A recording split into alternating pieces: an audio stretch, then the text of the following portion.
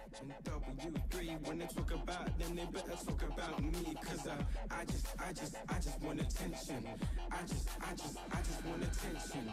I just want attention. When they talk about the best, you know I better get a mention. Right, hello, and welcome to BrokerAge. This is my new show, and I'm going to talk about games and try and share my knowledge of games, I guess.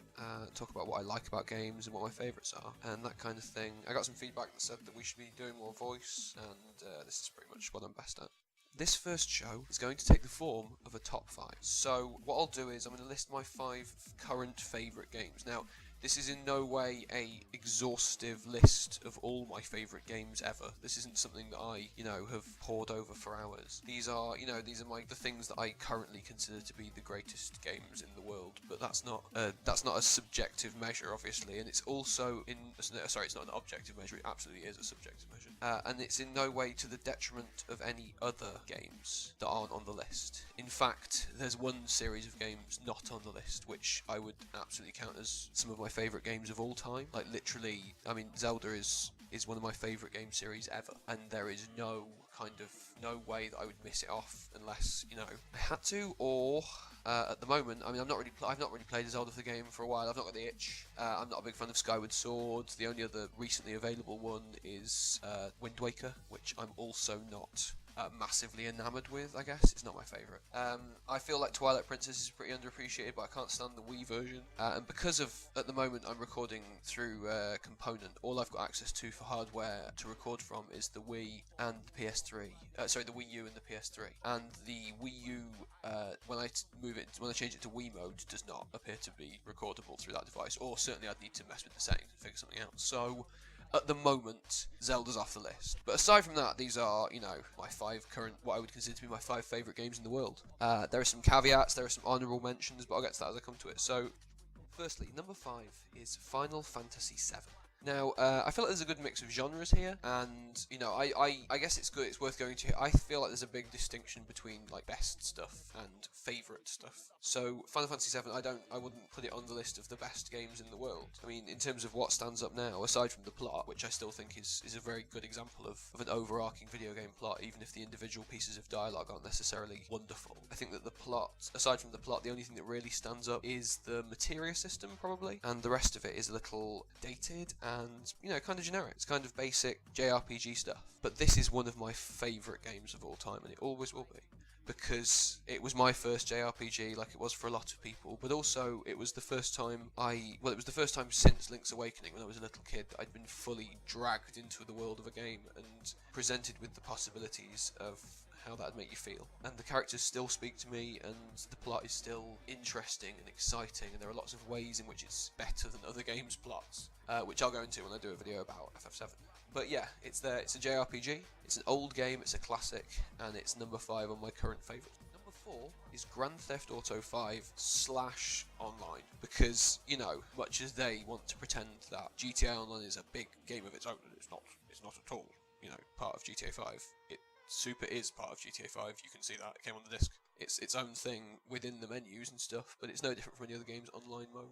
GTA 5 is there because I think it is the best way to play GTA at the moment. I mean, I don't think it's the best GTA game. I think that GTA 3 is the best GTA game because it invented all the things that the other games and Saints Row and every other third-person sandbox game have just ripped off again and again and again until they became pale shadows of the glories they once used to be. But, playing GTA 3 now is an awkward experience. And it's an old game, I've played it to death. I've seen everything in that game. GTA 5 still surprises me, and it's beautiful and exciting, and it's got a big map and a good representation of a lot of modern things, which are huge strengths in playing it. The online mode is good. It's a relatively recent game, it's a sandbox game, and yeah, it's number 4. Number 3 is Super Street Fighter 4.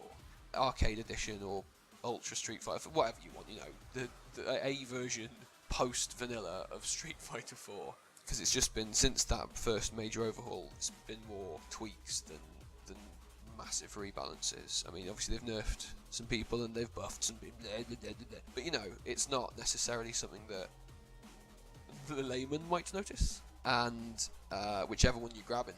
I think fighting games are an interesting thing. Like, If you said to me which Final Fantasy game should I buy, I would think about the Final Fantasy games I've played, and I would think about you and what kind of person you are, and what kind of games you might enjoy. And from the Final Fantasy games I've played, I would make a recommendation based on those things. If you said to me what Tekken game should I buy, I would say the newest one. Because, I imagine if they'd changed it so it wasn't just fucking Tekken, they would have told somebody, I would have heard about it, or, there would have been a big outcry. So I would imagine that the new Tekken game is just Tekken still, and you probably want the shiniest version with the most characters on a system that you can play easily, right? I personally still play Tekken 5, because, I don't even know anything about Tekken 6. I'm not a huge Tekken fan anymore. It's more a thing that I do with friends, like who I've always played Tekken with, than a thing which I would do for, my own personal gratification.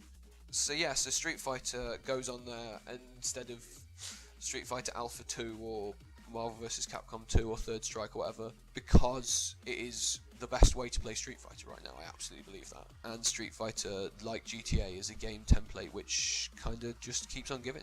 I never get tired of it. It never gets unbearable. I just continue to enjoy it. And yeah, it's a fighting game, so there's another genre represented.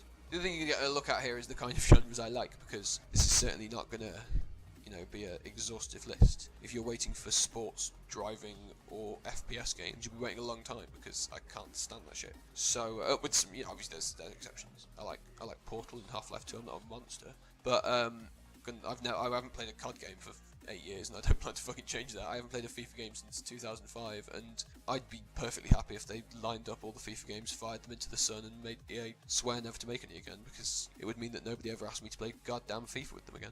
So yeah, so genre-wise, these last two are going to give you a better idea of the kind of things I like.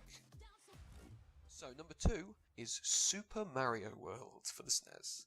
Obviously it's a platform game, it's a classic game, but unlike FF7, every single bit of it holds up. The world design, the level design, the pacing, the level of challenge, the layered challenges, the boss fights, everything about it is still good. Every bit of it is still worth playing today. And it's a seminal game. It's one of the finest pieces of design I've ever seen in my entire life, and I have played just tons of games. It's a beautiful thing, and so it's on my list at number 2. Again, I feel like I'll go into detail on why I love these games and why they deserve to be there more later on. This is more a kind of this is episode 1, so I thought I'd set a bit of a tone, and really I think I'm going to be covering these games soon, because they're the games I've already got footage of, they're the games I've been playing recently, so I've recorded them. They're games that I know well, and I love, and I want to talk about, and those seem like good choices. Which brings us on to number 1, which is Dark Souls. Now, Dark Souls isn't a new game. It's not as new of a game as Ultra Street Fighter or GTA 5. But I only came to it recently. A year ago, Skyrim would have been a number 1. And Skyrim is a great game, and I'll get onto it in the honorable mentions in a second. But that hole inside of me, which needs to be filled by a deep, complex RPG that sucks up hours of my life while I grind my way towards eventual godliness, has been filled by Dark Souls. It's an action RPG as opposed to the more traditional JRPG. I'm also a fan of Western RPGs. I like strategy RPG. I like anything which you could classify as RPG in the traditional sense. So yeah, Dark Souls is, I don't need to talk about why Dark Souls is great. It's a beautifully designed system. It's spectacular. But circling back round, one thing which I think I wish somebody had told me about Dark Souls, which I think might help it to appeal to a different audience, is the thing I feel like it's most like is Zelda. That's the other reason why I'm not getting the Zelda itch for the first time in ages, because locking onto giant enemies and I'm strafing around them and throwing projectiles and swinging at them with my sword and waiting for gaps in their attacks, and traversing complicated areas with a slightly awkward jump mechanic which doesn't really work, and it's got some RPG elements, it's missing the puzzles, it's got a very, very different style of storytelling, but overall Dark Souls reminds me of Zelda a lot, and I think that's one of the things I want to talk about it when I come to that. So those are the 5 games I'm going to be dealing with. They're the 5 games that I'm going to be covering in my videos. I mean, if you've been watching the channel already, they're the 5 games I've already covered quite a lot. But I'm going to use my footage of them for different stuff, because making little highlight videos isn't very fun, and the videos when they're done aren't very exciting. So all in, it feels like not the best use of my time. So now I'm going to do this. Honourable mentions, I forgot about that. I've got a bit of paper in front of me with some notes, but I'm just blagging the rest of this off the top of my head, so let me know if it sounds terrible. Honourable mentions go to Skyrim, obviously. Skyrim is a spectacular game, it's amazing, changed my life, but I've played Skyrim to death. I've played every bit of it. It's one of those games where I've played it so much over the last couple of years that when I pick it up I don't know what to do, because I've already done everything. And that's a big claim for Skyrim, I know, but I mean, whilst I may not have finished every Radiant quest, and whilst I may not have done everything on one save, and whilst I might not have got all the achievements, I've played enough of Skyrim that I am done. So, so that's not on the list. Similarly, Super Mario 3D World was one of my favourite games of last year. I thought it was spectacular. I spent loads of time with it. I've almost finished it, although I can't conquer Champion Road because it's just horrible to play. It's not on there because, for the same reason that Galaxy's not on there, for the same reason that Mario 64 is not on there, for the same reason that Sunshine's not on there, for the same reason that Super Mario Bros. 3 is not on there, because the Mario games all set out to achieve pretty much the same thing, and I feel like Super Mario World achieves it the best, so that's missing from there. The other three honourable mentions are more fun.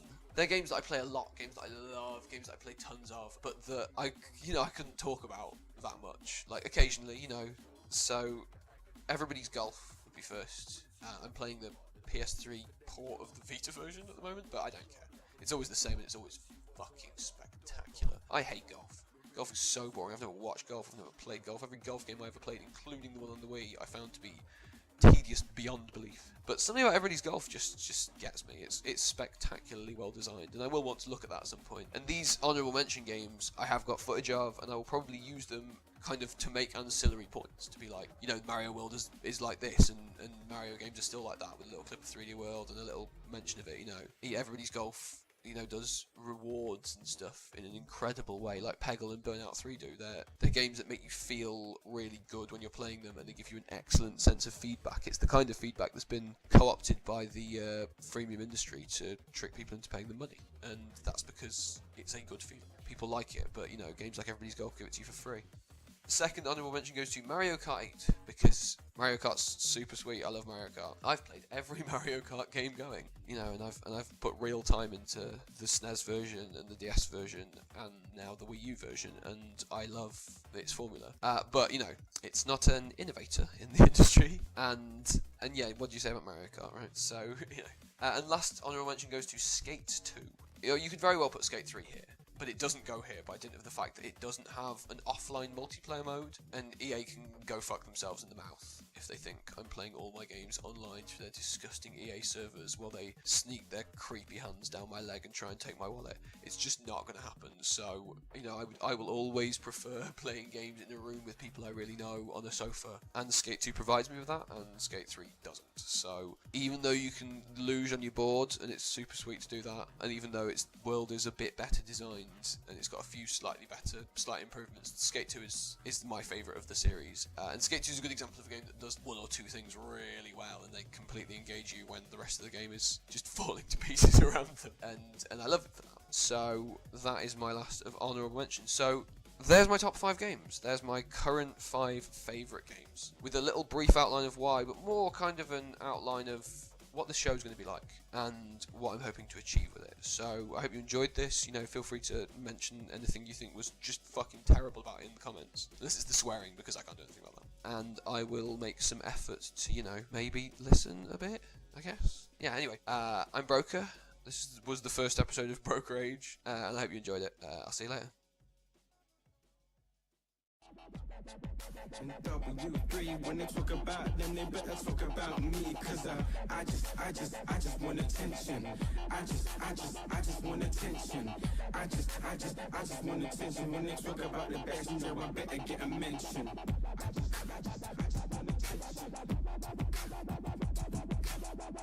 just want attention.